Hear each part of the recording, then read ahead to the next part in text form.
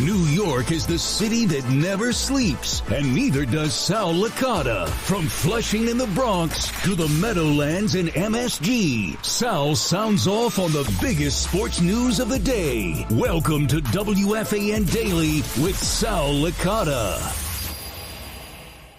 Wow. Okay. I mean, I don't know if I could say that was a great ball game, but it definitely was an intense ball game for two clubs who clearly are not great teams.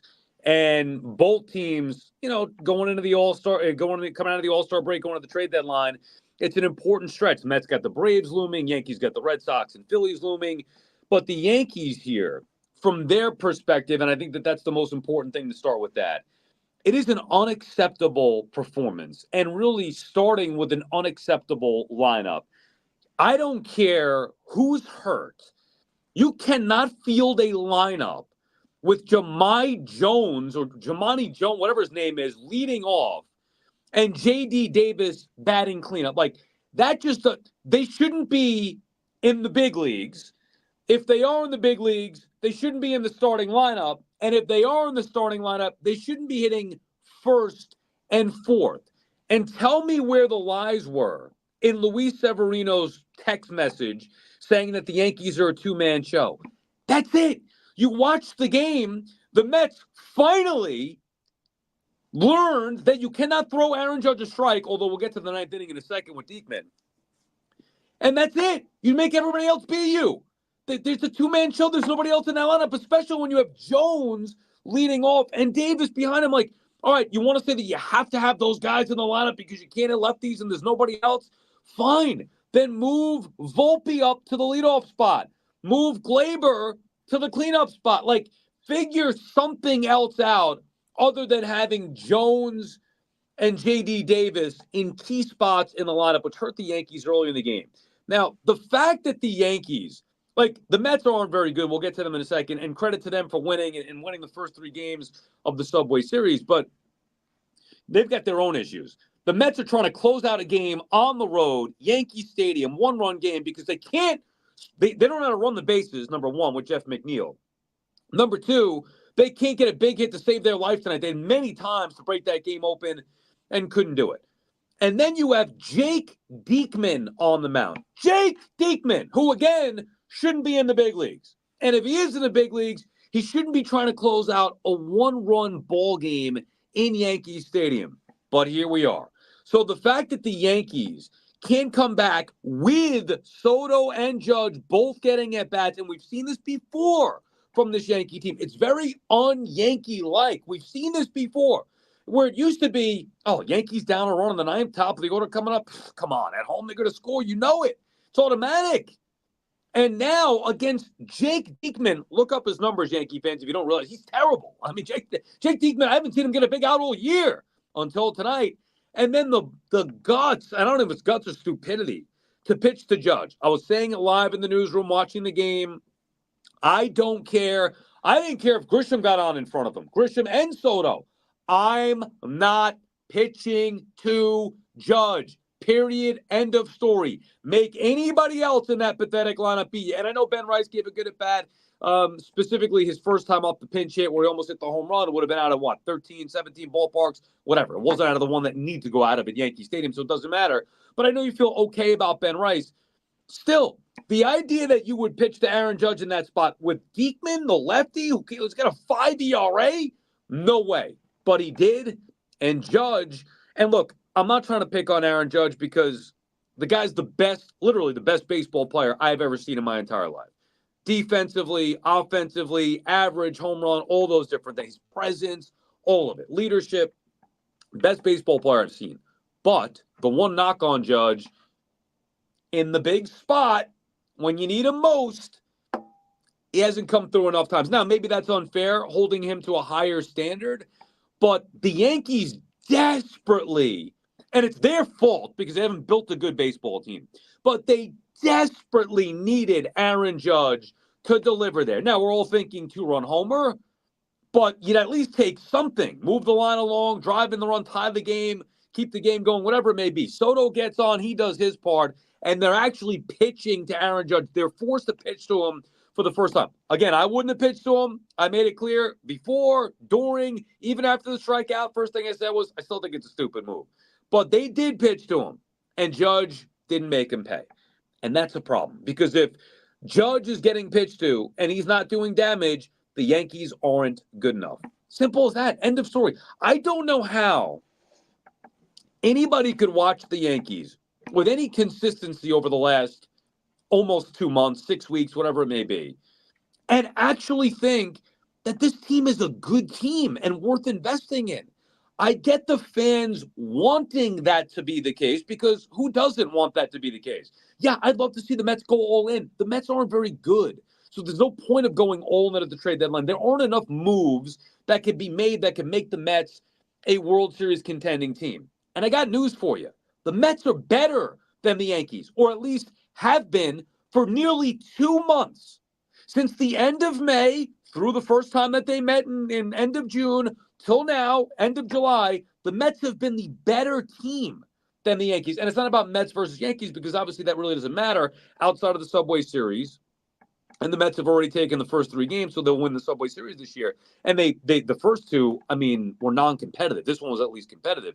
But it's not about the Mets versus the Yankees. It's just showing you that the Mets aren't any good. All right, they're a 500 team. They're a playoff team, fine.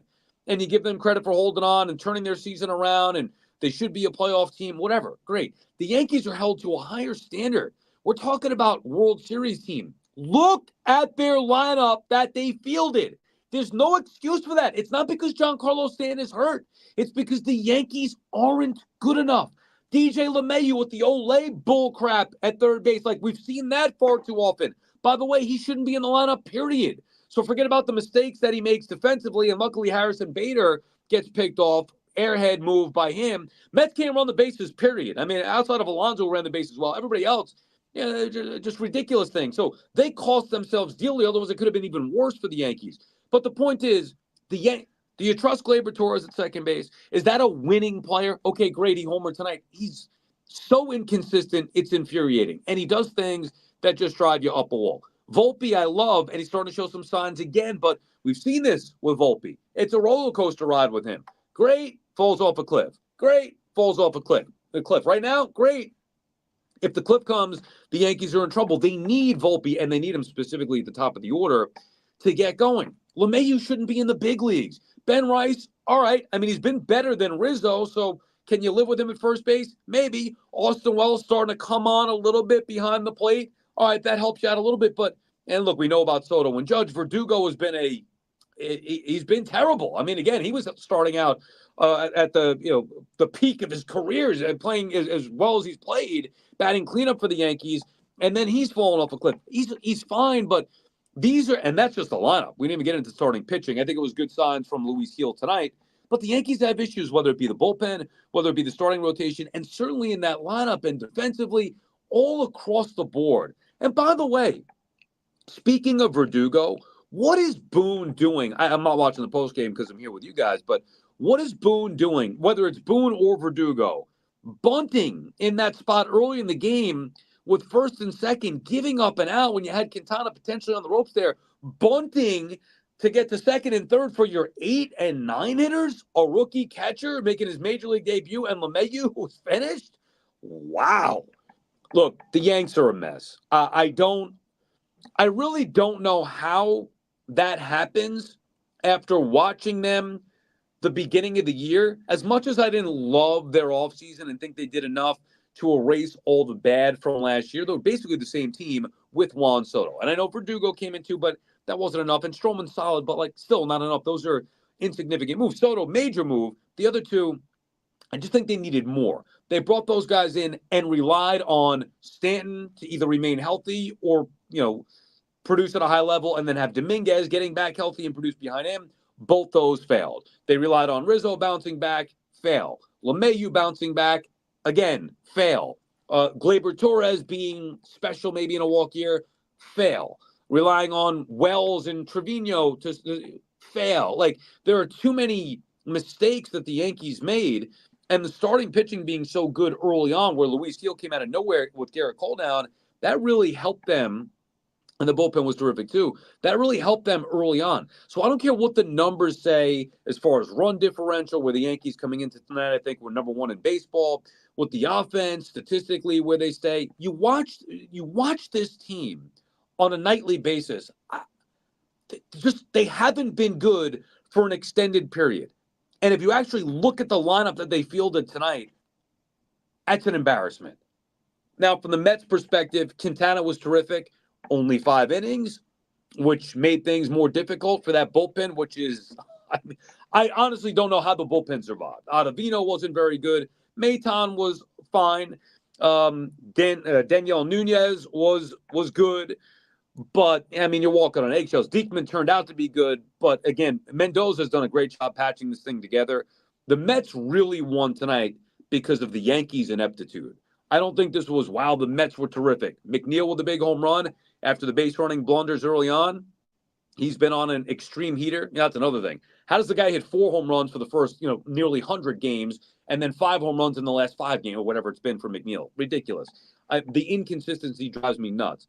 But it wasn't like it was a clean, crisp performance from the Mets either. Quintana was good. Outside of that, and, Alonso with a couple of hits, fine. McNeil with the big home run, as we mentioned. Outside of that, the Mets were leaving guys on base all night long. I don't think they played particularly well at all.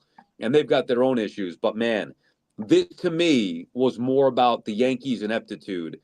And now I expect the Yankees to avoid getting swept again with Garrett Cole on the mound for Game 2 of this Subway Series.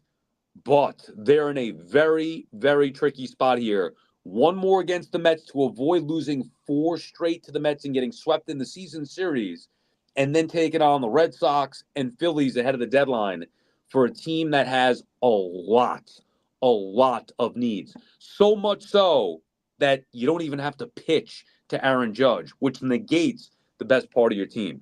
Yanks are in some serious trouble. All right, that does it for us. Glad to have you with us here. Fun to be back doing it live. We'll do the same thing tomorrow as well after Game 2 of the Subway Series tomorrow night. Enjoy the rest of your evening. We'll see you later.